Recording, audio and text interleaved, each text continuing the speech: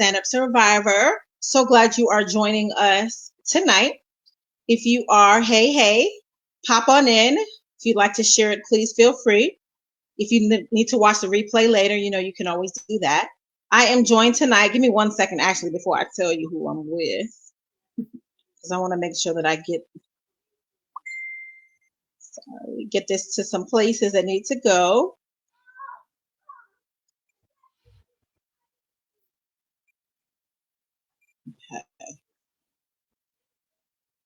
All right, awesome. So, hey, you guys, I am with the beautiful Miss Sarah. Say hey to the people. Hey, everybody. Thanks for joining us. Yeah, we're so glad you're here. April is Sexual Assault Awareness Month, and it is also National Child Abuse Prevention Month. And so we thought it was really important to talk about these things. And I think that we're going to touch on some really important topics. So I met Sarah. I saw a post about Sarah sharing her 1,000 day free from domestic violence. And I stalked her and checked her out. And we did an interview the other day. And part of her story was child abuse and sexual assault. And she graciously decided to share that with you guys today. So if you are able to join us, please do. We look forward to being able to share some things with you. It's very personal for her. And I just really appreciate you being willing to join us, Sarah. Yes. I'm really thankful to be here. I'm thankful that I made it out of the situation when I was a child. And I'm even more thankful that I think part of it gave me the courage to leave my husband. At the same time, it also may have landed me in that situation in the first place. It's just how trauma works. That cycle. You're exactly right. But I broke it, so that you did. And I think that's what's the most powerful thing about it, because when I met Sarah, she had celebrated her 1,000th day of being free from her abuser. And I was just like, wait a minute, it's your 1,000th day. This is amazing. And when I saw her post, she celebrated the fact that she was free. Not just that she was free, but the journey that she was on. She celebrated her children. She just celebrated life, the little things. And I was just like, I have to talk to this lady. And so she graciously joined us for another live. So people are saying hey in the comments. I know you can't see them, but they are there. Kathy says, hey, Sarah. So let's just get into it, because I think I want to kind of start with the COVID-19, being the fact that we have children at home with their abusers right now, which I know probably sends this gut thing going on for you. Let's talk about that for a second. What are your thoughts when you think about the children being home with their abusers right now? So it is really hard for me. I was just sitting on the couch and scrolling through Facebook, and I seen this post about pray for the kids who are home with their parents right now. And it hurt. I started crying, and it just like was a wave of just tears and emotions and a feeling that I had not felt in, oh my goodness, like almost 15 years now or so, maybe more. Wow. Of that fear of being with my dad during the summer and those months at a time that I'd have to spend with him and my stepmother. That was hard. And I would rarely get to talk to my mom. I didn't get to call her often. And all I dreamt about was going home and when it would end, when the summer would end. So I felt for all those kids that realized they aren't going to get to go to school the next day or the next week or the next month. And for some of them until September, when school opens back up around the country or around the world, even, because it isn't just a national thing that we're dealing with. But I did. I broke so I know down. That you mentioned, it was hard. I know that you mentioned your father. So that was your abuser. Is that right? Yes. So could you tell us, like, when it started? Father. When did the abuse start? It started when I was 5. He was very good at conditioning children, and I know that is a hard way to say that, a very direct way of saying it, but he did, and he was very good at it. He was a very fun person. He was seemingly a very trustworthy person. He reminds me often of Jim Carrey, and so that's kind of the goofy type nature that he had. Big personality. Yeah, very appealing to kids and young adults. So, and of course, he was my dad. So, I loved him. I was a little tomboyish and very, very close with him. And the molestation started at 5, and it continued for just a Mm, few years. But then it escalated when I was just shy of 8. So it got, in just a few years, it escalated really fast for myself. Of course, there was other kids in the household, and if they hadn't been there, it probably would have escalated sooner. So okay.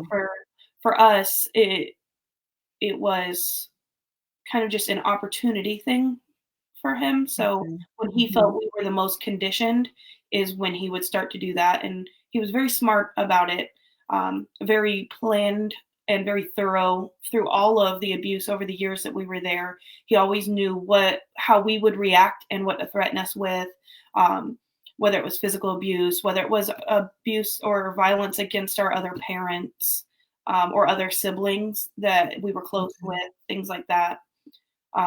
It ended So when I when was you were 5, were you living in the home with him, or I know you mentioned going in the summers? Nope, we had, shared custody, so my mom had me some of the time and my dad had me some of the time, Okay. and we did go back and forth there, but he would get, like, half the summers, half of spring break, half of winter breaks, as well as the Mm, normal shared time. Um, mm, my mom tried really hard to do the co-parenting. She knew he had domestic violence issues with her, and uh-huh. the courts in Florida at the time were very father's rights, which I agree with Right. father's rights 100%. At Hmm. the time, though, in the late 90s, mid to late 90s, and early 2000s, they were really pushing for it, and I think they overlooked quite a bit of abuse and red flags just Okay. to try to get fathers their rights back that they had been lacking, and I recognize Mm, that. And unfortunately, when there are big pushes like that and laws, it overlooks red flags for kids like myself and my sisters and brothers. Uh, wow. but when I was 12, um, I started my period, and that was pretty much the end of it. I really wasn't his ideal child anymore, and I was very outspoken, through almost all of the abuse. I was very Hmm. outspoken, maybe not always about the sexual abuse, but about the other Hmm. abuse in the home to try to get attention drawn towards us so that they would recognize that something was going on. I was so afraid and ashamed to tell that my dad had hurt me. I mean, other kids would find out. My mom would find out. How would I tell my mom Mm, that my sisters and brothers who didn't live there or didn't have to visit my dad, how was I going to tell my big brothers that that happened to me? Um, he had me convinced for quite a while that if I told, I would also go to jail because I was a part of it. wow. And Wow. looking back, I'm so angry at myself at times, but then I just breathe through it because I was a child and I was supposed to believe my parent, even when it's something as Of outlandish as course. that. But nobody tells you. Nobody talks about this openly. No one says, if your dad's hurting you, this is where you Yeah. go. If it's your uncle or your brother or a Yeah. friend, this is who you reach out to. Um, so, Yeah. And, I think that's a really important part of having this conversation right now, especially with COVID-19. But regardless of it, this conversation is not really happening the way that it should be. yeah, And it's similar to domestic violence, in my opinion, as it's a secret, it's a quiet, it happens in our home. So we're not going to talk about it. But I think that you bring up a really good point. I mean, what do they do? Who do they tell? And so I know that you said when you look back, like you're kind of upset with yourself because you didn't, you believe what he said. What would you tell a child that's experiencing this right now, or a young person who's experiencing it that feels the same way? Well, I've been threatened. What do I do? and it's funny. I actually talk to a lot of kids who either just come out of the situation or who are seeking help to get out of the situation with my work in the community, and Hmm. I tell them all the same thing. I'm like, it's not um, that it is a possibility. They could hurt you, they could hurt your family. I'm not ever gonna lie to a child and say that won't happen. In today's America, we see it Yeah, all the time where they just kill everybody yeah, and then themselves. yeah. And so I'm not gonna I was lied to and told, "You can tell me," and then when I told, they went and told my dad, and it was Oh, the worst situation that I've ever been in my life because I trusted the wrong wow. person. Hmm. I always tell them, "You tell an officer And people always say, tell teachers, tell counselors. I did, and nothing happened. So Wow. I don't lead kids in that direction because teachers are faced with, um, I had a sibling that acted out a lot. I mean, we were going through a lot. So of course he was, but they didn't know that. And then when I told about the abuse, they were just kind of like, I think he's just a bad kid and they're just looking for attention, looking for an Okay. excuse for his behavior. Um, Okay. and I don't blame the teacher. They had no idea. And many kids make, false allegations and things like that for attention. It's just a part of this. It just is. Yeah. Um, But I but think that due diligence is necessary. If a child has some type of behavior issues, and we learned this too, if there's some type of behavior issue, let's ask some questions. Let's try to figure out why, so yeah, that we don't end up failing the child or overlooking what's really happening with them. yeah, I push that very, very hard with teachers need to be trained better. Hairdressers need to be trained when they're going through school. I mean, it could be a course, just a simple thing of understanding. If they've not experienced it, they may not understand what survival mode looks like for different children. So true. For me, I was always happy. I always pretended to be happy. I never wanted anybody to look at me because I always felt like I had a tattoo on my forehead that just said, honestly, that I'm just gross. And that's just how I felt 24/7. I just felt gross. Um, And if you looked at my pictures, you would never know it. I was always happy. People called me sunshine. That's just how they remember mm, me. I was voted most like friendliest. I mean, come on, you would wow. not expect, Yeah. Yeah. but it was a huge defense mechanism for me because I was so afraid that people could see what was happening behind closed doors and that it was just all over my body all the time. Um, Mm, some of my siblings acted out in school through fighting and anger and letting go of their school because it was just too much to deal with. How do you survive every day mm, at home and then go to school and be expected to get good grades or to listen to another authority figure that yeah. you're 100% sure is about to hurt you because the ones you love the most do? Mm, Um, so wow. my biggest Wow. thing with preventing sexual assaults, especially at a childhood level, is educating teachers. I mean, I know they educate officers, but I feel like that could be continued and often because it's always changing now with technology, how things are covered up and how Yeah. things can be, what's the word I'm looking for, exposed. A kid could Mm, get on Facebook any minute and just say, please help me. I yeah. did not, we didn't have that when we were kids. That wasn't an option. And so I don't know. I just feel like there's always education to be going on for the people that come in contact with Yeah. kids on even a semi-regular basis, librarians. Yeah, librarians. I'm thinking like doctors, people who see them on a regular basis. I think you made a really good point too. That survival mode is different for people. We Yeah. don't know what it looks like. So for you were happy, and for one of your siblings, they were acting out. And so, I mean, it doesn't matter. We still have to look for things, ask different questions, maybe. Yeah. And I think you make a really good point about the education part. And the fact of the matter is, just sometimes you just don't know. So if I'm a teacher and there's a child who's acting out in my class, I have 30 other children. I may not be thinking that kid is acting out because he's being sexually abused at home. That may not cross my mind. But if I'm trained to think, wait a minute, some of the signs of an acting out child is A, B, C, or D, I may be able to be looking for that. So you're right. That makes a big difference. Yeah. And I know it's a big dream right now to have people educated in that way, but it's, I think it's the most um, direct idea or a way to change things because everything else is just, you can't stop abusers. They'll find a way, they'll find a victim. People who want to do this to another human, whether it's an adult sexual assault victim or a child, they're going to find a Mm-hmm. way. So Yeah. we can't change them. But we can change the Hmm. way we report things, the people who report things to, the way we talk about it. I'm so open about what happened to me because I felt so gross for so long. And I went through therapy for so long, I really did, and I'm proud of that. I know it's people don't like always admitting to therapy and counseling. It can be a little embarrassing because mental health isn't, it's a little more talked about now than it used to be. But It growing up, is. we did not talk about, I have a therapy appointment. No way Yeah, was that's I going to true. tell my friends that that's where I was going. I was like, I got a doctor appointment, and nobody had to know that. And I tell my kids, my son is in therapy after the domestic violence. His doctor is called a talking doctor. I wanted him to feel Mm, safe opening up to him, and he's yeah, that's 100% good. okay with doctors, and he's only 6.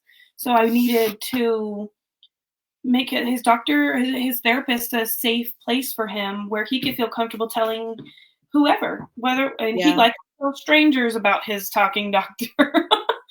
So we So have a couple comments I wanted to say real quick. Someone in the comments is sharing that they tried to tell someone, and sometimes, like you said earlier, they could tell the wrong person, and then they're not believed.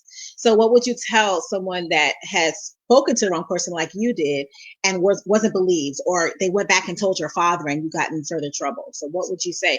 Should I tell someone else? What do I do? I was already told, and I wasn't believed. Now what? keep telling. Don't ever stop telling. Shout it from the rooftops safely. I will always say safely because there are unsafe ways to tell, obviously. If you're still in that situation, make sure you have an out if you're going to be shouting it from the rooftops. But the police and a Yeah, domestic that's a good violence. point because Oh, go ahead. you said earlier that they're going to find a way to abuse. So it's our job as advocates and different people, parents and educators, to find ways to be able to protect them or to be knowledgeable so that we're able to protect them, if that makes sense. I kind of feel like I'm tongue tying myself, but you get what I'm saying. Yeah, yeah. It's like you said, they're still going to try to find a way to abuse children. So, right. So it's important for us to do our part to. Yeah, Someone else educating. in the comments said, I was, go ahead. Sorry. It's like a delay. Oh, no, you're good. With the educating victims or children before they are ever victims is the best way to prevent the kids from being the victims. Like I said, you can't change the abusers, but if you Right. explain to a kid that I don't care if it's your dad, your uncle, your mother, your sister, your aunt, your friend, your coach, whatever it might be, you know, people do bad things, people make bad choices. And I always Right. say choices because I don't ever want my kids to, because they might love the person. And so if you say it's a bad person, they're going to say, no, it's not. Because when somebody said that about my dad, I got defensive. I loved my dad. Mm, I was like, he's not a bad person. I just want him to stop what he's doing. Um, right. Okay. I That's good. That's so I good. wish people had said bad choices because I would have been much more understanding at 6 years old of a bad choice than my dad being a bad A person. bad person. Um, Okay, so I really like that. I kind of wrote that down. I'm like looking down because I'm taking notes just so we can talk about some things. But it's not the necessarily. It's important to tell a child that they're making bad choices. That person is making bad choices yeah, because as a child, you love your father, or you love that uncle or that aunt or whoever's doing this thing. And so it's important that we say, I know you love them, but they're making bad choices. Another thing you said was it's so important to educate children before they become victims. And I think that's key. And I think that's what is important about what you're doing today, Sarah, because you are putting information out there. You're being transparent and raw about your own story to help other people. yeah. I feel like my dad did hurt a lot of kids because so many of us were scared to tell, and my mom didn't think she was going to need to tell me to be careful of my father. And she, at that Mm-hmm. point, she had no reason to go out of her way to make me wary of something that she didn't know was going on. Um, but had I known a little bit more about my own body, had I known a little bit more about what was appropriate and inappropriate, because kids are naturally exploring their own bodies. Well, Right. abusers will use that to their advantage of, you're doing it kind of thing. And that was something that all of us in our house had to kind of sort through was our dad used that against us, our own body exploration. And had I known that that was normal, I might have mentioned to my mom, like, hey, I know it's normal when I do it, but I don't Right. feel as comfortable when dad does it or daddy does it. So then she would have Right. immediately known and been like, oh my goodness, no, it's not normal. Let's get you out of there. That's a Instead, good point where you said understanding what's appropriate and what's not appropriate as a child to know, what's appropriate and what's not. I think that was a really good point too. Because if sometimes we tend to shy away. Well, did your parents ever talk to you about your body or sex or your period? And a lot of times the answer is no. This person taught me, or I learned on my own. And that's a big missed opportunity for parents because they're going to learn somewhere. You would want it to just be you. yeah, because of what I went through, I was very, very open with my children from the beginning. I was just always called body parts by their correct things because one of the biggest traumas of my entire ordeal actually came from when I was telling. We'd always called it our downstairs and our private areas. Okay. Well, when you were a 12-year-old girl and I was in front of a video camera with 2 police officers, absolutely scared out of my mind already because I'm telling now and he's gonna know I told. I had to use all the correct terms and I don't even think at that point I had said penis or vagina out loud. Okay. Let alone Yeah. talking about where he put them, and that's what they expected of me. And I couldn't believe it, and I started shutting down, and it still is probably and it's funny because I'm not ashamed anymore, but that Yeah. moment still haunts me, like, I still feel the shame that I felt then, like, when I think about that particular moment. How old were you? I was 12, Wow. and I went in and And so you said officers, camera, everything in the room.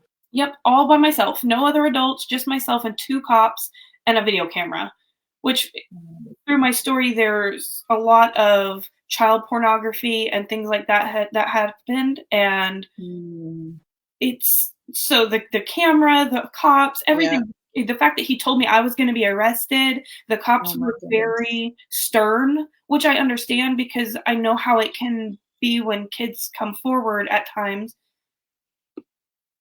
But there was so much back record of me showing all the abuse that I didn't understand why it felt like they didn't believe me already, and I hadn't even told them anything, and it Wow. felt like they didn't believe me. So I was scared and ashamed and so embarrassed that I was having to say these words out loud that at times I was That you've like, never said before. I was like taking these huge pauses between saying stuff because it was like I don't want to say that word in front of people I don't know. Like, oh my goodness, like it was almost a bad word. Wow. um, Yeah. and so, Yeah. yeah, it was hard. So now my kids, oh, they know everything, every little dirty detail. I do not care. Yeah. uh, if it comes to the body, they know about it. Um, Yeah. because I don't ever want So them to. I thought that was really important how you said naming the body parts for what they were, so that it wouldn't be like, oh, well, it was downstairs, and you're referring to something, to something else. So Yeah. we got a couple comments. Someone said, "Thank you for sharing your story," which, of course, we thank you for that. Um, they're talking about, okay, someone said that they came from a Christian home and was not educated on anything about body parts and what's okay. And like that's just kind of what we were just talking about, how important it is, because otherwise, like you said earlier, social media, the world we live in, from TikTok to Instagram to Snapchat, they're seeing all these things going on in the world. Yeah. So if we're not having these conversations with our children, they're seeing it anyway. It's up to us how we decide they learn these things. Oh yeah.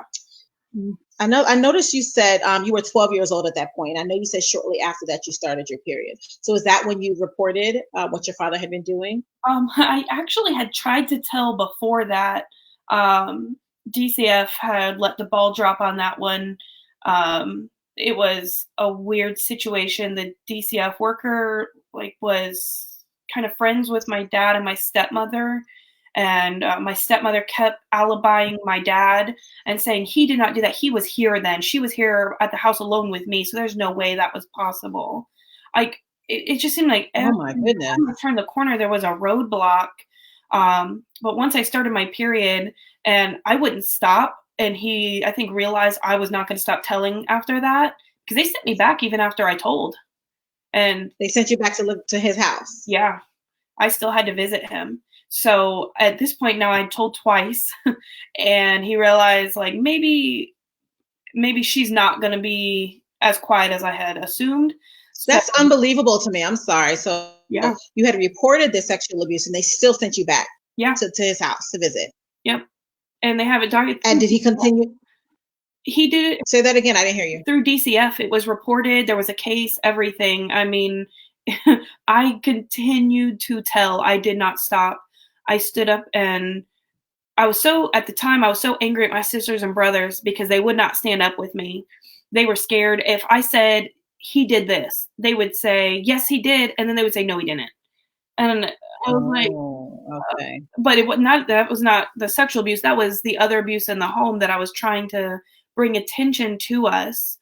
Right, right, right. Concussion, things like that. I mean, I have a sibling who was only 4, and he beat her so bad with an open hand that he broke all the blood Mm. vessels along her back and her bottom at 4 years old Oh, for wetting her pants when he locked us outside.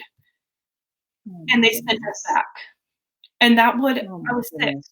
I would never have been raped if they had taken us then and realized that things were just gonna escalate from that point. Once he got away with things, it escalated every time. Yeah, So of course. when I was 12 and I just continued telling, I had an attitude at his house, things just kept getting worse. Um, One day, my stepmother picked me up from the bus stop, and she just all the way to the house, she just kept telling me how much she hated me, um, and I knew something was off, and just the way she kept talking to me, when I got there, my dad made it very clear he's just like, "I don't want you anymore. I have no use for you," and that's all he said to me for the rest of Oh the my weekend, goodness. and that was the last time Oh, I ever spent the night there, and I mean, I'm so thankful that I never had to go back, but so I was so angry, like, the way he just told me that, like, that was it. I have no use for you anymore. And I still had a 4 siblings that lived or sorry, 3 siblings that lived in the house and one that was gonna go visit him, um, because they wouldn't speak up. And mm, they had to stay there and they had to keep going back, and I had to step away because I couldn't do it anymore. At this point, it was I either had to survive, mm, or I had to stay there and try to protect them, and I didn't think I was gonna survive that any longer. I couldn't do it. My one sister who had to go back and visit, she ended up not going anymore. Um, After just a few months of going by herself, she's seen a different side of what was mm, happening behind closed doors at that point because I wasn't there anymore. But my other 3 siblings that were not with my mom, but with my mhm, stepmother, they had to stay. And okay. they were there until I was 18 years old. Wow. And so they had to go through another 5 years of sexual abuse until a neighbor called the cops on my dad. Wow. So it took a neighbor doing something. Yeah. And they found everything. They found journals of his, they found videos, pictures, everything he had ever done. He documented all of these children and all of these cases where we had tried and tried and tried to tell them what was going on all of these years. The 5 years that I was away from it, I was not quiet. Mhm, I did not just sit by and just let him go about his business. We live in a small community and I was serious. mm, Like I didn't at that time I was very vocal, even though my siblings were still living there, and I know that was very hard on them, and it was hard. It's still hard on our relationship as siblings because I did maybe overshare their story at the time because mhm. it was all of our story. Um, Okay. I get that. but yeah, I was just not. I So wasn't. so what did DCF eventually do when They they went in and found all that? they removed my youngest sister and actually put her with my sister and I and my mom where we lived, and removed her from her mother as well because my stepmother was a huge part of the abuse, and Mm, participated and just okayed everything, alibied him through all of it. And he was arrested. DCF tried to just make sure counseling was available for everybody. At that point, they realized that they had messed up royally. mm, We had a really young, maybe very fresh DCF worker on our case, mhm, and she just couldn't believe it. She couldn't believe that people had overlooked it, that it had been going on for so many years. Um, not really, it wasn't unnoticed. It was very noticed. Everybody's seen it. They took pictures of our bruises. They took pictures of our cuts and the marks on our bodies. They had all of the documentation of every time we went to the doctor, every time we told a teacher or a counselor, our dad hurt us, please help us. They had all of it, and they did nothing. Wow. And that's just the physical abuse. You weren't even talking about the sexual abuse at that point. Yep, that was all just the physical abuse we Wow. thought would help get us out without Right. us having to Talking about. expose our most shameful secret at that time, you know? Yeah.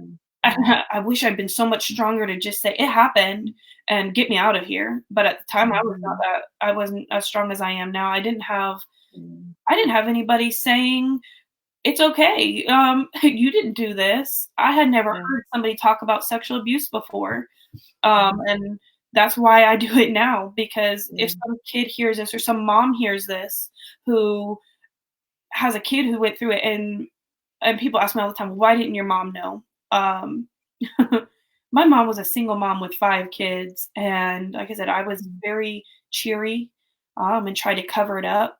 When my mom did Yeah. ask questions, I lied. I didn't How Yeah. could I do that to my mom? Yeah. I'd break her heart. My mom was going through enough. Mm. How could I break my own mom's heart like that?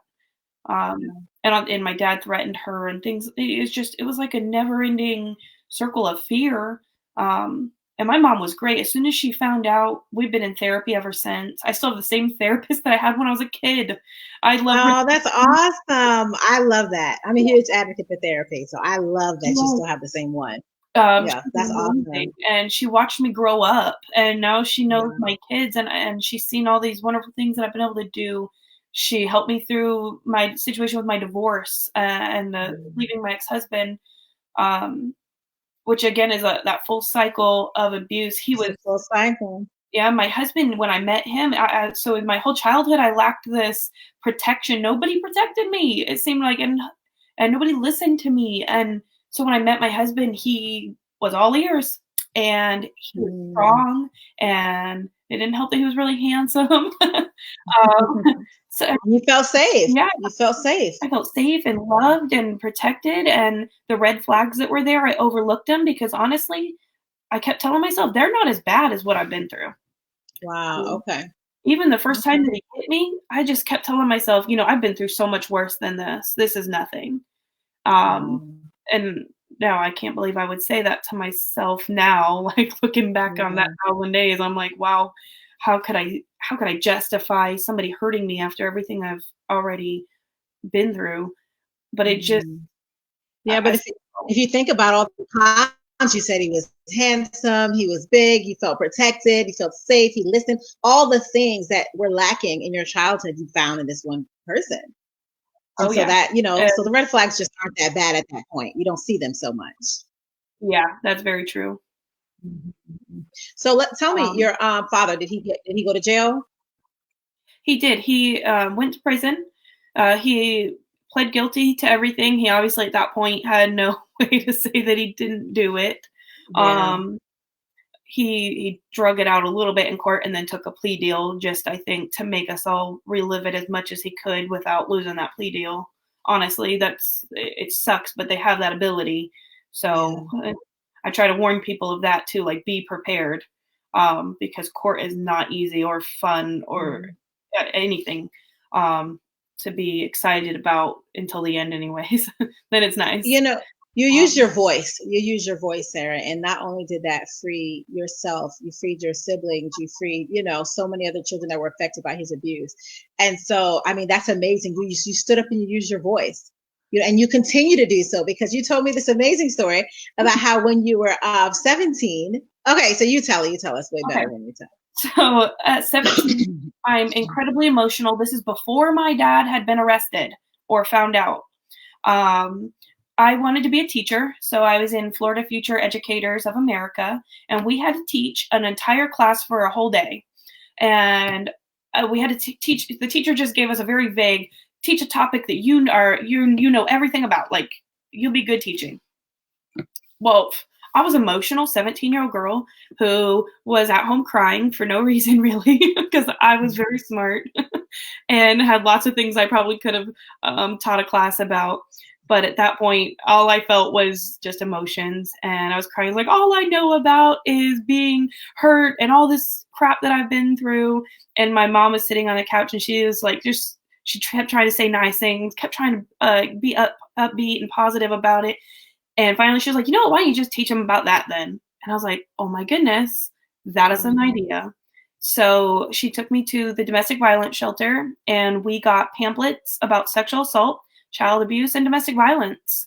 We got little purple pens and teal pens as well to give out to the kids. And I made a little presentation, and I got up in front of 6 classes of my peers in high school.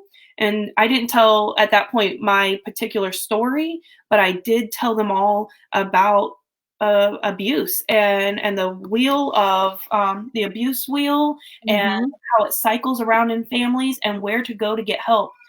So that's 6 classes of between 15 to 25 kids at that time, and all were educated on stuff that they had probably never heard about, to the point where people started calling the hotline, calling the domestic violence shelter, and turning in their parents.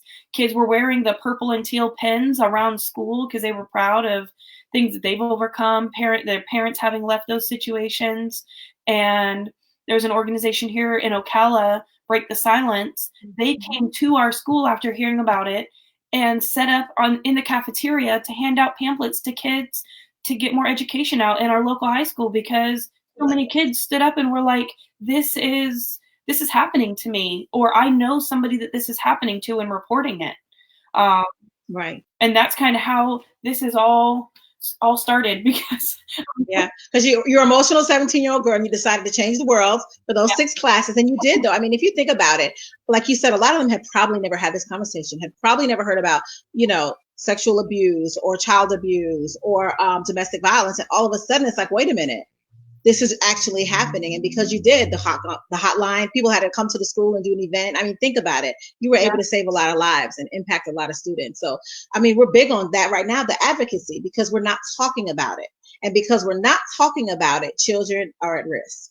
Yeah, and that's the hardest part about sexual abuse is because and even if it happens whether you're a child or whether you're an adult, it affects you forever. You can survive it, you can heal from it, you can overcome it, you can advocate for it, but you will always be changed by it, good and bad.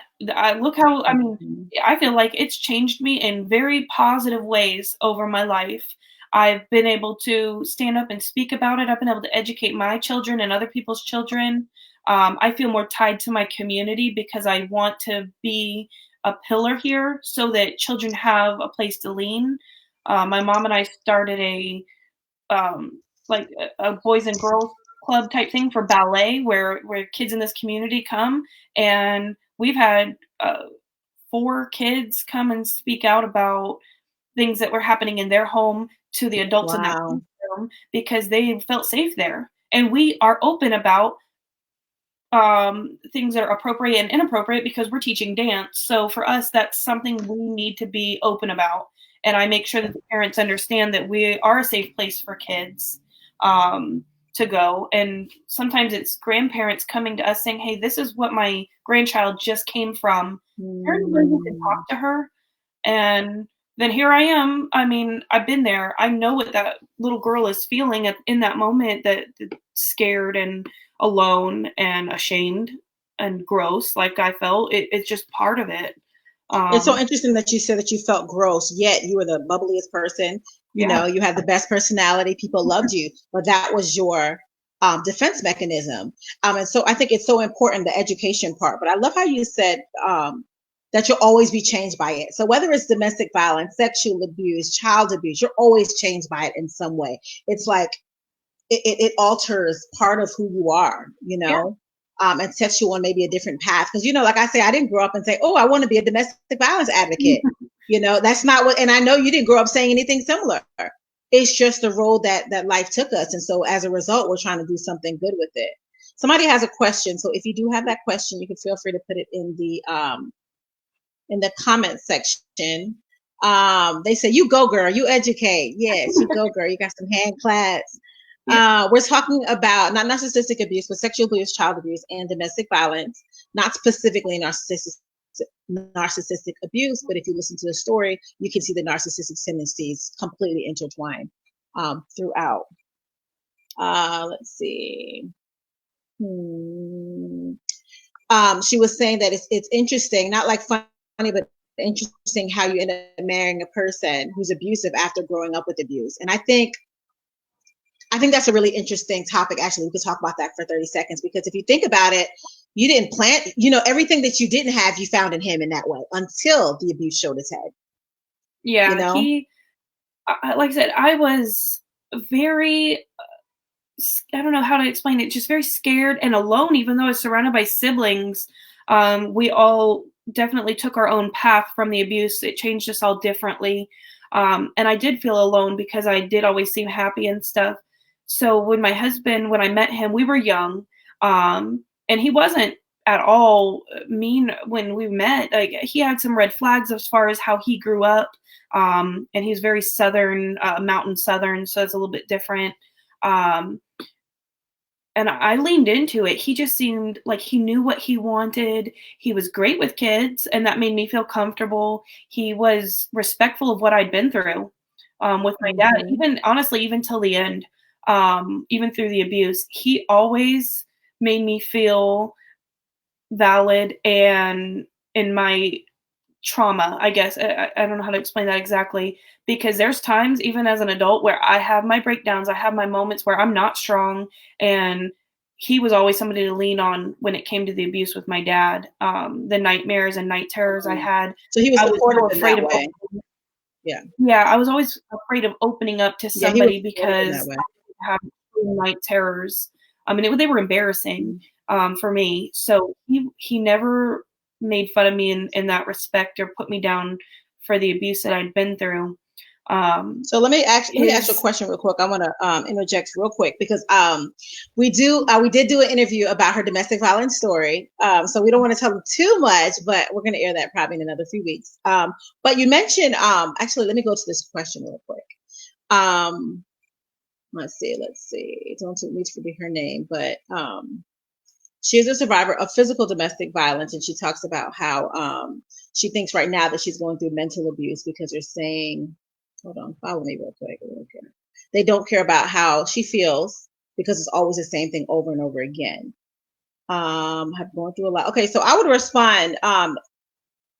As a matter of fact, I would say inbox me because I'd like to get a little bit more information as to the specific question that you're asking. Mental abuse, verbal abuse, emotional abuse comes in a lot of different forms. So just so you know what you feel, think, and experience does matter. So if anybody wants to downplay that, that is not healthy at all. But if you can inbox me, we could chat a little bit more about that, just so I can get some more details.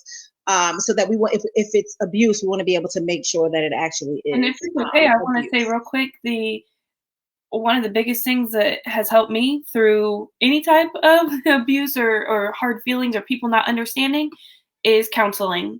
Most domestic violence Oh my shelters offer it goodness. for free or hotlines where you can talk Mhm. about how you're feeling. If somebody's not understanding, um, one, they may not know how to cope with it because they haven't been through it. I've had friends who've downplayed what I went through as a child, which that's a great way to make me angry. or Wow. It just made me angry. Like, how dare you? You don't have a right to downplay what I they experienced. question why I didn't leave as a 8-year-old little girl. Like, yes, I was gonna hitchhike out of there at 8. Let me tell you. But then I kind of think about it, and I'm like, they haven't been through this. They have no idea. And Yeah. so one of my friends, one of the worst things that they've ever been through was their parents got divorced, and it hurt her, and it hurt her in a way that I'll never understand because I didn't have to experience that. My parents weren't together, but I never wanted her to feel invalid because Yeah. she Yeah. even admitted she's like I feel so bad crying about this to you, and I just thought I'm so sorry if I ever made you feel like you couldn't tell me something because it seems smaller in one way or another, and that's what therapists are great for is because they don't let you feel that like talking to Yeah. a spouse or a boyfriend They're, or girlfriend. yes. They might not understand, even a friend may not understand what you're going through, and you might feel downplayed because Mhm. they don't know and they're not giving you the feedback that you deserve, which a therapist And can I do. think too, The therapists who and advocates, like you said, because they've experienced it, and I think that's the biggest thing. Advocates, survivors turning advocates too, because we know what that feels like. We know that fear, that dread, that terror that you feel as a survivor. And that's why I think your story is so powerful, Sarah, because you're able to share from a place of having being a sexual assault from your own father and being able to turn around and you can look at another person, another child, and say, I know exactly what you're going through. I experienced that. So we have another question real quick. Do you also suffer with depression and anxiety? This person experienced also PTSD due to sexual abuse as a child. So do you, Sarah, suffer with depression and anxiety? I do. So the depression has definitely gotten better. I had bouts of it when I was married, and that part obviously from everything I was going through. When I first left this situation, I had extreme thoughts of suicide and self harm, and very just sad, dark thoughts. And I will always describe it as kind of a this dark, like warped hole that you want to be in. You feel so drawn to it, like it's pulling from your chest to be there physically, Mm. into this dark hole, and every part of you just wants to feel sad. And that's okay to feel sad, but when things start getting too dark, you need to seek help immediately. I know that from experience. Definitely reach out, because just because you're thinking those things doesn't mean they're gonna like Baker Act you or something. Don't think that.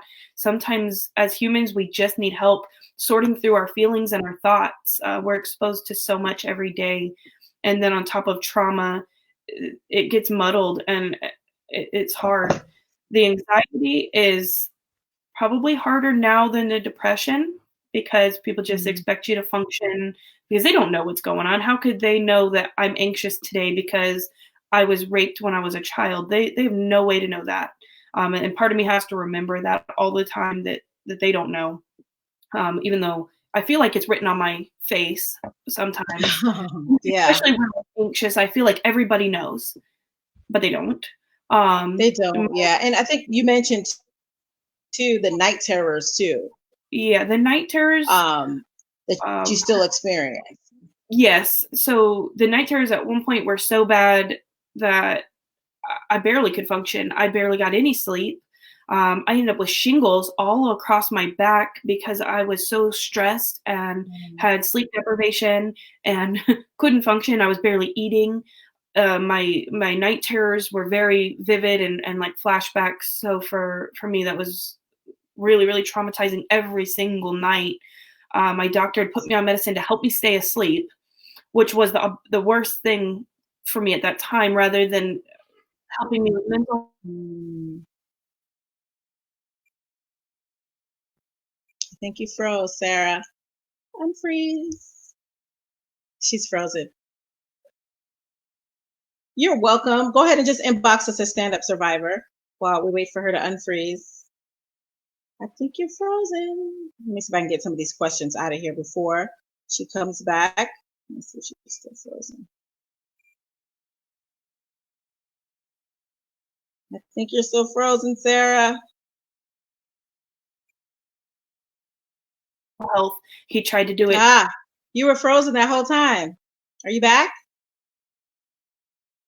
Can someone tell me if she's frozen still?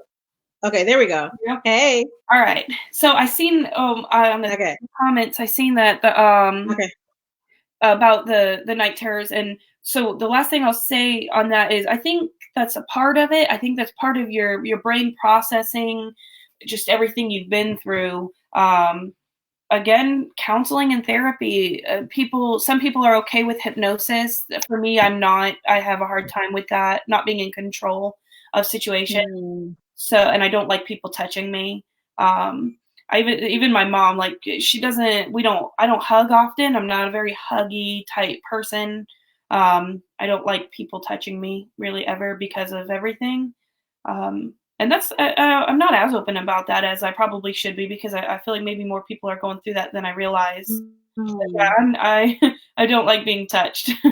um, but with the night terrors, there are ways to get through them and help yourself before you fall asleep.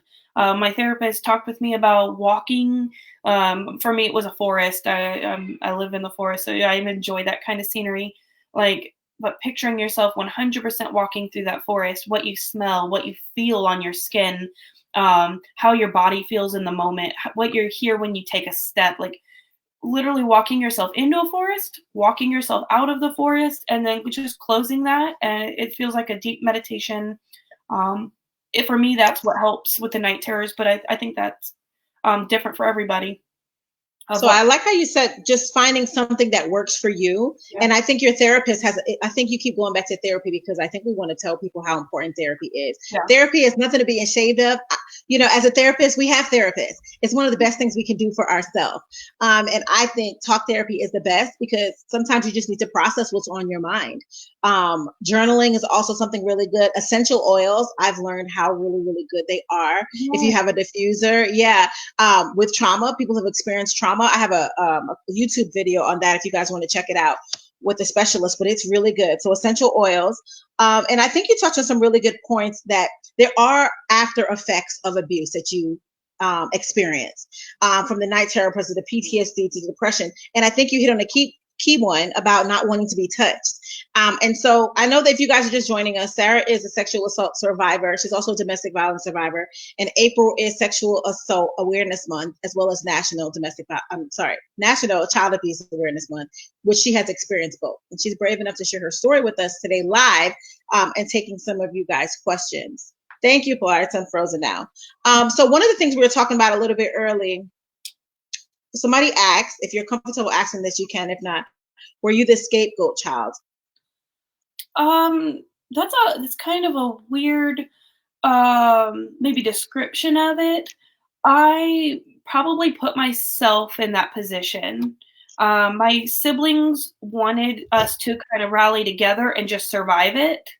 And I did not. I tried at first. We all tried to just uh, kind of share the blame for things so that we would all get equally hurt rather than one kid getting overhurt, and that is a terrible way to live and to survive.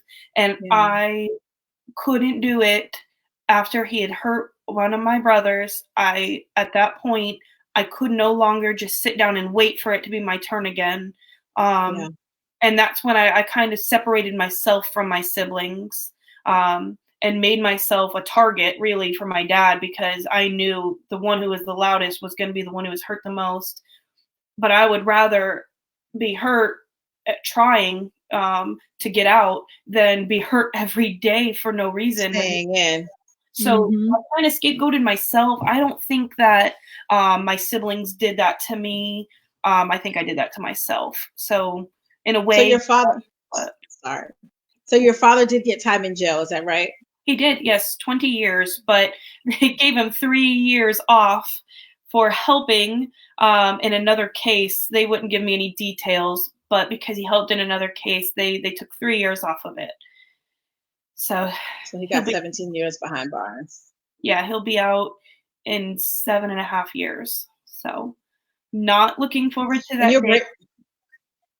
Yeah, I know that you're not. And your bravery definitely speaks so much volume for you. So if before we go, if there was anything, someone said they're gonna be praying for you. That is so sweet. I love it. And hey Melissa, hey China, hey you guys. And Melissa says she loves therapy. And I'm a huge advocate for it. Even if it's, you just need somebody to talk to, try to find therapy that, because sometimes they do it on a sliding scale. Stand Up Survivor, we offer coaching, whatever you need to help you get through, because we've been there.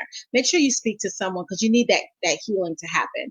So one of the things we talked about is education, as far as educating people that need to be educated on sexual abuse, that need to know what it looks like. When you see the child acting up in class, you see kids coming to school with bruises or being withdrawn, or even with the bubbliest personality that you had. Yeah, and seeing it in What would adults you as say? well. All of us should be recognizing that in each other, because I'm talking about childhood sexual abuse right now, but there's women every day who are raped by Every day. people women, not girls or children. I mean, they are, but women that are being hurt and then having to live every day like it didn't happen because it was somebody that they knew and maybe they love them and are scared to turn them in. The same situation I was in, only I was a child. So I really think just awareness is really the best thing we can do. Keep saying it until it becomes a part of how teachers Trained. are trained Yeah, and how doctors absolutely. are trained. Officers being trained better.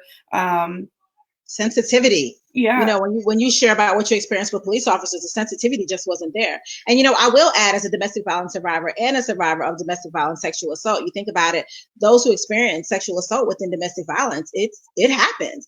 And people always used to say, like, I actually had to learn this, like, there is a such thing as being raped within your marriage. I would never have thought that that was a thing, and I actually had to do my own research on it, because you think, well, I remember my ex-husband saying, well, you're my wife, so you have to. Well, that's just not, you don't have the right to violate my body. yeah. um One of the craziest or hardest situations I had to deal with my own husband was the fact that I knew that you could be raped within your marriage, and then when it happened, I still didn't say anything. And I was hmm, so angry at myself because I found a way to okay it because I was hmm. afraid to speak up to him and I was afraid to leave that situation, and it did not get any better for me. But Um, we do, though. I mean, think about it. We do make an excuse for, just like we do for the abuse. You know, yeah. we make an excuse for that, just like that. And it's I really just yeah awareness and putting out hotlines and hotline numbers. There's national hotlines that can get you in touch with local hotlines. Um, what is it? 211 United Way. Yeah. 211's United Way. We know the National Domestic Violence Hotline. Yeah, they will help. You can call legal aid. You can call a fire department, a police department. You can call these places in your area and they will tell you where to go. They don't need all of your information. You don't have to confess to them right there on the phone. You can get in touch with somebody to help you through your mental health before you're ready to Yes. stand up, before you're ready to Yeah. go tell, or after you've done all of those things. Maybe the I person agree. passed away and um my I have a cousin who was hurt. She's like through marriage and everything, so we're not blood related. When we met each other when we were older, through a marriage in our family, but we still call each other cousins. So it wasn't like her abuser wasn't my family. Um, she was hurt, and then he passed away, and everyone told her that she should be fine now. He's gone. Why are you afraid? Mm. And they just kept No. she was a young girl when it happened, and now that he was dead, like, she was just supposed to be okay with it, and she always leaned on me, um, because she really was scared to be open about it, and she didn't as a child, she didn't I didn't know, and she didn't know where do we go with this? Um, and now I know, call a hotline, call a domestic violence shelter. Now you can Google Yeah. stuff. We didn't have internet when Yeah. we were kids, so for us, we couldn't Google stuff and find help. But there's websites online where these kids can go, where these women can go, men can go, and And find the help that they need. It's true. And the truth is, there's no time limit on someone's trauma. yeah, Just because they pass, I mean, even when someone passes, you still have that feelings all over again that you may need to revisit. So it's important, whether it happened 7 days ago or 17 years ago, if you still feel that the impact of the trauma, get the help that you need. yeah, Nick said he noticed that a lot of police officers are insensitive and it varies among departments. And that's really true. There needs to be just not domestic violence training among law enforcement, but sensitivity training, because when you come to a domestic violence call, even, it's trauma. All she's traumatized, and no, she may not want you to take him away and doesn't want to break up her home, but someone who understands should be there to help them. Especially, I was watching, oh my goodness, it's on Netflix, about the child who was abused and how the system fails him. You know which one I'm talking yeah, about. And it's not I was just, but it was devastating. And it was just like the officers that came to the scene were not sensitive to what he was going through. They put him in the back of the police car. I mean, things that are just outrageous. And I think I was reading today too about how the domestic violence is on, obviously we know that, but it's on the rise now. And they're able to control their survivors so much more, and the children in the home. Um, so hold on, I want to see if I can get a question or two in. Hey, Carmelita, she said your family advocate if you're a teacher. So she's saying I think there may be a family advocate if you're an educator that you may be able to reach out to. Let's see. Anybody say anything else? Yes, Pilar, our message does become our testimony. Like we said, we didn't wake up one day and say we want to be these Yeah. advocates, but life kind of dealt us this. And so, but as a result, we've chosen to use our voice. Do we have any more questions before we free Sarah from this spotlight that we have her on? Well, and one thing I wanted to mention too is I know um, it's not my story to tell, so I can't go into it deep, but the sexual abuse against boys is and always has been probably the hardest thing because I witnessed it. I was there for it. It was terrible. And I've seen what it can do to boys becoming men and how it changes their life and how that cycle of abuse continues. Where sometimes I don't like use, I will not use the word broken because there are no broken people. They're just people that haven't healed yet. And, but for boys becoming men, there's a different stigma for them. And I think everybody, female victims, female advocates, male victims and advocates all need to be so aware of that because I have boys now and I can tell you one of my sons would probably be open to talking about if something happened to him. My other son, even as open as we are in our household, he's very, I don't even know how, he's like a macho kid and I don't know how. He's raised by a single mom, but he's very macho and like, it's like, it's sad to think that, oh my goodness, my brothers were this age when it started for them. Yeah. When I look at him and think about now the choices that they've made in life, some of them repeating the abuse that happened to them, and some of them completely shattering their lives as adults and hurting women through not healing their minds because they've been told that boys don't communicate that way. So that's another stigma through that abuse is affecting, but can be talked about without talking about abuse. Boys having the ability to share their emotions. That's true. They're allowed to feel, and I think it's similar in domestic violence as well. You know, boys don't necessarily want to talk about the fact that they were molested or sexually abused, and I think that it's similar when it comes to domestic violence. But it's 1 in 4 men that are experiencing domestic violence, and so the numbers are really high. It's 1 in 3 women, so the numbers are really really high. I know. I thought one of the ladies is saying that the comment that you made about being broken, but not being broken, but you just haven't healed yet. I wrote that one down too to talk about. She said, "I felt that in my soul." I did too. I thought that was really good because you said they're not broken. They just haven't healed yet.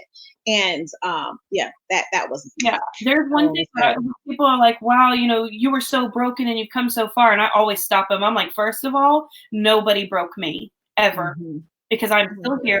I did not die. I did not give up. And I never stopped telling against my abuser or for the other kids that were being hurt. I stood up in court against him, and a broken person cannot do that.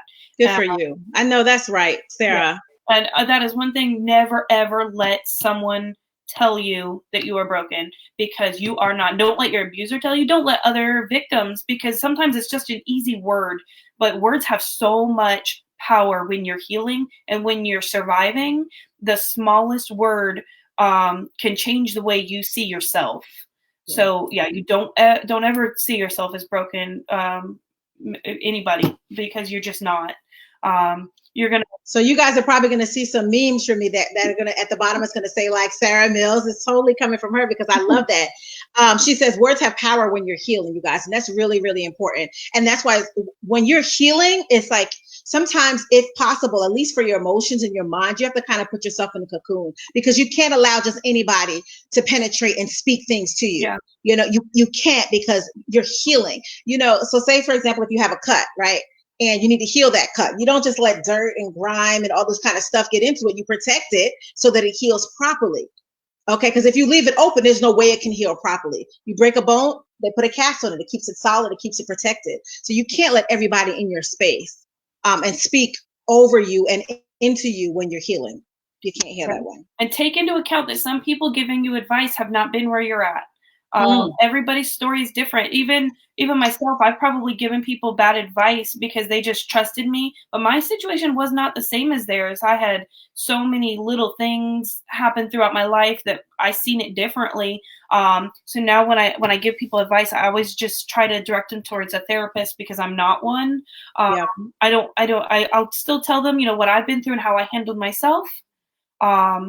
But just remember that, because when you're healing, people always want to lean out and say, you can do this.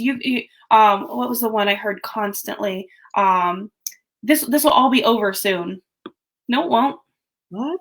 Um, Who came up with that one? Oh my I mean, who puts a time limit on healing? Yeah, people kept telling me this will be over soon. People asked me like weeks after I had left my husband and was living in a domestic violence shelter with 2 kids. They would ask me, so when do you plan on dating? Never at this point. Yeah, and the thing about it is, you kind of got it. It's like they just don't know any better. You would not hear that from an advocate or a survivor. Never. So I want to touch on a couple comments people are saying. I do. Hey, Elizabeth, you are not late. You are right on time. Hey, she says about I think being broken can mean you can be glued back together stronger than before, and I absolutely agree. I did an interview last night, and she was like, "You're so strong." I'm like, "No. I was docile, and I was getting my behind beat. And I think we talked about this too, Sarah. Like, I wasn't always this outspoken person. You know what I mean? You find that strength through what you've been through. You're not the same after trauma, but you can be better and stronger. Trauma doesn't have to break you. You know? I've definitely become more outspoken than I ever was. Like, as a kid, I had that tenacity, I guess, to just like get through things, and then I spoke out about it. But then when it came to my husband, I was very meek, very timid with him. I wasn't raising my voice to my husband and things like that. And so he knew who I was. He knew that I was an advocate against sexual assault and child abuse. He knew that I was a strong person. But he also still knew he had power over me for a time being anyways. And so, yeah, it's weird, the people we become to survive, and then the people that we flourish into afterwards. From, like I said, surviving to thriving. Absolutely. That's my motto, surviving and thriving, because I think people have to understand you can thrive after abuse. So one of the comments said, I feel broken. I didn't press charges or go to court. I waited till he was dead to be open. And again, there's no timeline on when it's okay for you to be free. Some people have experienced abuse and have never spoken about it ever. Maybe not even until they passed away, or even after that, and so just because you didn't press charges, it doesn't make you any less strong or weak or anything like that. You did what you had to do to survive. And you'll actually see on my on the podcast that we did, I did not tell about my abuse against my ex-husband until he had left the state. And then he would not stop when he realized I wasn't following him. Then I went to DCF and asked for their help to get out of my situation. Because I didn't know my rights. Wait, don't tell them too much. Don't tell them too much. I got to watch it. But don't feel bad for not telling. No. Sometimes the most important thing is to survive. Being here now you're thriving, and it's hard sometimes, that shame of not telling when you could have, or what other people say could have. You could have. You weren't. If you could have, you would have. Period. If you could have, you would have. And if even in domestic violence, even if you even thought that you could have, you probably would have. Or maybe you tried to and you didn't get the reaction that you thought you would. Someone said, quote unquote, stop playing the victim. And it's true, because you get that, oh, you should stop playing the victim. We didn't sign up to play the victim. It's not something we said, hey, choose me. That's not the way that it happened. So when people say that, it definitely, I know, scratches us the wrong way. Through counseling, I learned self-love, and it's helped me to heal better. I did too. I think I'm kind of freezing. Okay, I go. Through counseling, I learned stuff. Yes, I did too. I learned a lot of self-love, and I know that you went to therapy too. And it's helped me to heal better. I think once you get to that point where you're able to heal, and that you're able to love yourself a little bit more and better, you're not willing to just take anything. I know that, without telling them too much, you're single right now, after being out from your abusive situation, probably about 2 years now? 3 years. I'm sorry, 1,000 days, people, 1,000 days. And so you're just taking your time. You're not in a rush to get into another relationship. No, I rushed into my first marriage. I was very excited about being in love and feeling protected. Um, now, um, it's more about who I can raise my kids to be, and what I can do to this for this to not happen again. I wanted to completely heal. I wanted to feel free of my dad and free of my ex-husband. So I wanted to make sure that I was not in survival mode anymore. I feel like I did take part of my survival mode into my marriage, and where that didn't okay any of the abuse. I do understand looking back where I may have caused some issues. For him as a young man, not understanding a trauma victim, and he still has responsible for his actions and how he handled that, but it was also my responsibility to heal before I got into a relationship, and I did not. So now I made sure like I'm not doing that for a second time, and I'll make sure that whoever I'm with is definitely understanding of the fact that I'll have bad days and how to handle them. I Probably, think that's really good when you said so you took your survival mode that you learned as a child of sexual abuse into your marriage, that survival mode, and you didn't heal. yeah, But you were young. I mean, seriously, I think yeah, you met him at what? Did you tell me 19 or something yeah, like that? yeah. So it was really only a couple years till you were even vindicated from what you experienced as a child. So it makes sense, you know. But you make a good point. You're raising two young men that you want to make sure that you broke the cycle for. And somebody just said that same thing. Yeah. I love that Serena says she's raising a young man and she wants to make sure that the cycle is broken, that the cycle doesn't continue. Because I know for myself, my ex-husband saw the abuse growing up, and I'm raising a son, and I wanted to make sure that the cycle didn't continue with my own son. Yeah, the hardest the hardest part is to be invalidated by other family members. That is so true. That's so yeah, true. yeah. I had mentioned it before. I think before I was on camera, I have siblings who still don't admit that it happened to them. They still don't talk about it. They act like it never happened. We were all there together. We all experienced it together. We all seen it happen to each other. There is no way to really deny it amongst each other. Um, and then the other half of us are open and we talk with each other. I'm the only one who talks openly about specific things in our abuse. My sister has we have a tattoo and awareness ribbon for sexual assault and domestic violence on our back.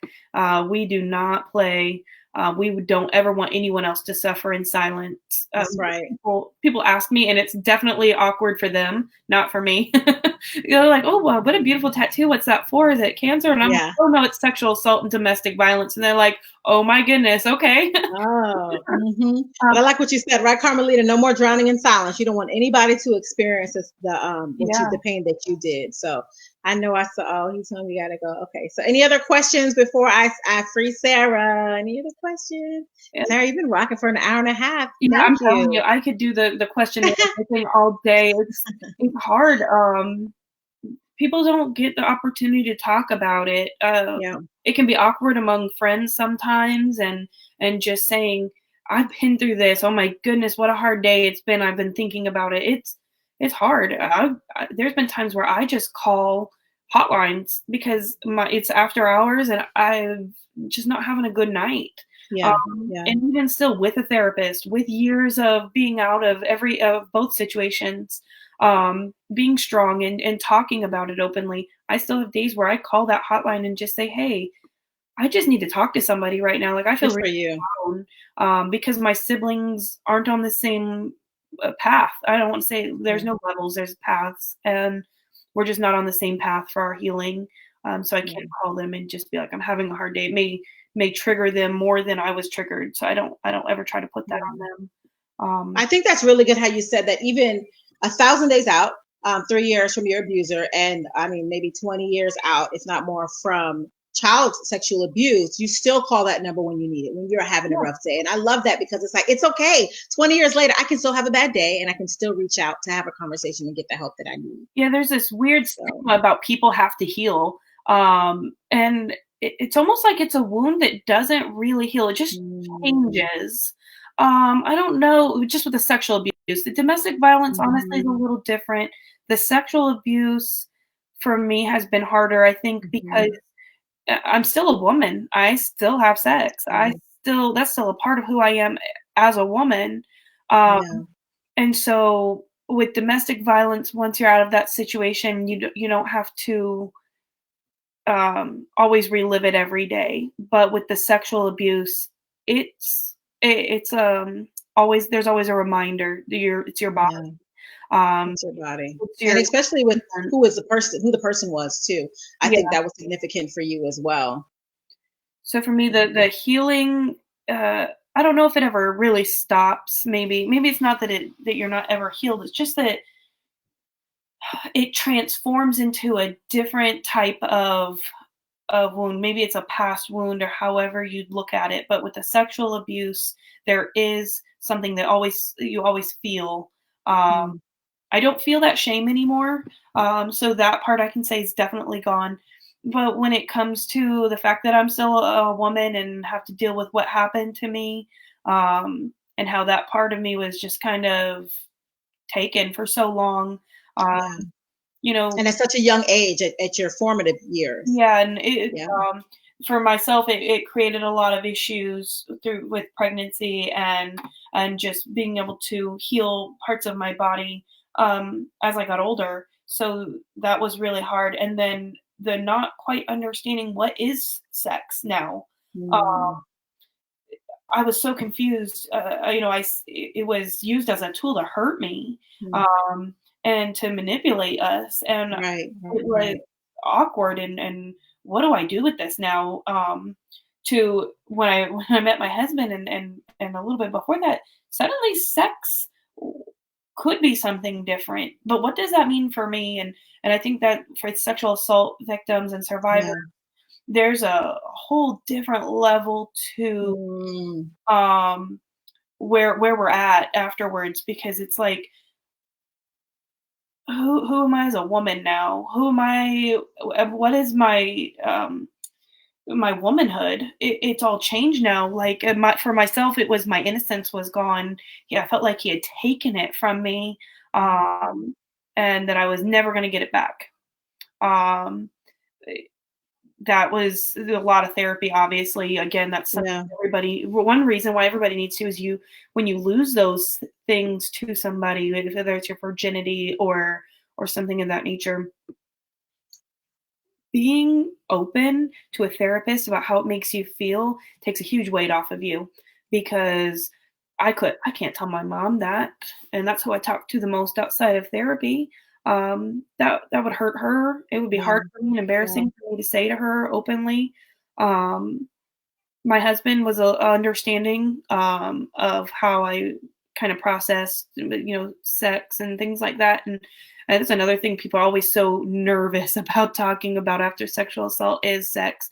Like yeah. suddenly they're either not supposed to like it anymore, Right. Yeah. That's good. That's good, and Sarah. That's so true. I don't ever I hate seeing women feel embarrassed about wanting to have sex or whatever after a sexual assault, because we're still women or men, and we're still sexual creatures. And Yeah. the assault, it takes a toll on you mentally and physically and really every way. um, but definitely, I guess, just go to therapy, get through that part. They'll give you some understanding of your feelings, whether it's you never want to have sex again, because now, and I've seen that with other people who just said, I don't think I can go there again, and now they have to live in a life where they're sexually closed off. And it's not that they don't feel any sort of sexual connections anymore. It's just that they're afraid to act on them, and that's okay. Mhm, But that's mhm, still something you want to see a therapist about, because without seeing a professional, that can take a real toll on you mentally. And mhm. the opposite way, where maybe you don't feel that sex is emotional anymore. for myself, it felt really closed off, and I was almost scared. Like, how do I tell somebody that maybe I'm not feeling emotionally connected to them? And every other girl I knew was always talking about how emotionally connecting sex was, and I just didn't feel that way. Um, so yeah, I'm open about that part just because I think there's a weird stigma about how you're I supposed love to I feel. love that you are though, It's because I think it makes people uncomfortable. But if you're a sexual abuse survivor, this makes complete sense. yeah, You know, it may not be the most comfortable topic, but it's a necessary topic because everything you said is so on point yeah, it's about someone who has experienced it. it's Um, definitely awkward to have with people who haven't been through it. You're kind of like maybe I'm making you feel weird, but um, they'll be okay. We're here to talk about some topics yeah, that are necessary, and that's the whole point. And she said earlier too, if we could just educate our children before they become victims, if possible, that's the goal. Doris said it's so important to treat childhood trauma and to stop the cycle. I love your strength. Someone else said when you talked about your tattoo, they're talking about all the tattoos that they have and how meaningful they are. So they're just kind of talking about they understand what you're saying. Let me see if there's anything else. I don't know. There's so many. I'm missing a lot. I'm sorry, you guys, if I'm missing your questions or comments. Oh, Mary said, find a therapist that you like. She went through 3 therapists before she felt comfortable. You're not going to like every therapist. It's just, yeah, find one that you can connect with and can be, because otherwise it's a waste of time and money and everything else. Find someone that you can connect with. That's important. yeah. That's definitely. Thank you for that because that's very important. You don't have to settle just because they're a professional. They just may not Yeah. be the professional for you. For you, and that's okay. Um, yeah, I think you touched on a really good topic right there, talking about how the trauma of after having a sexual assault, the trauma that comes with it afterward. Either way. Postpartum is a thing after having kids and things like that too.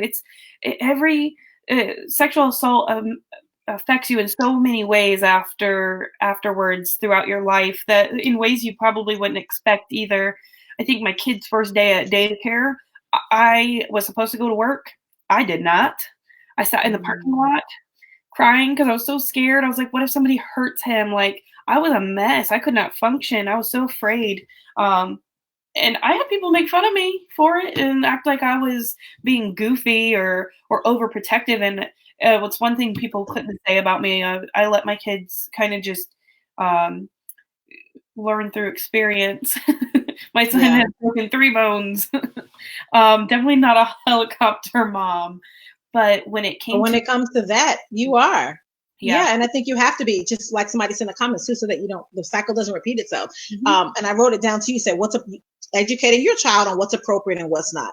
Educating your child before they become victim. This is, my body part, and this is it. Lauren said, go therapist shopping. I agree. You don't just marry the next person you date necessarily, right? yeah. So you have to find what works for you and what fit. Do we have any other questions before I free Sarah from the spotlight? Yeah. Anybody else? Let's see. Anything else you want to share? So I know we're not talking specifically about domestic violence today, but just specifically about sexual assault and child abuse. But if there is anything specific on domestic violence you'd like to share, do you want to go ahead and say anything? Well, we did the podcast, so I'll hold off on that because it did have a lot of stuff in it.